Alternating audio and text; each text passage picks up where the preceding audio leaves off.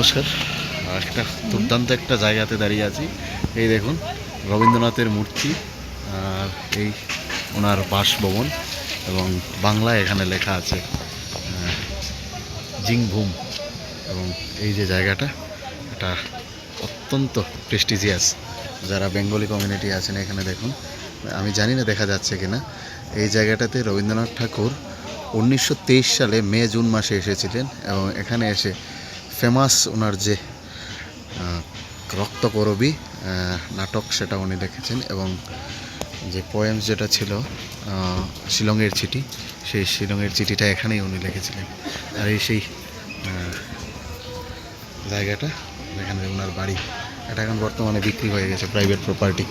এবং সেই ঐতিহাসিক বাড়ির সামনে আমরা দাঁড়িয়ে আছি। এই জায়গাটাতে দেখলেন এই সেই সদর দরজার গেট, এই সেই সদর দরজা জিংভূম, যেটা রবীন্দ্রনাথ ঠাকুর 1923 সালে এখানে এসে কিনেছিলেন।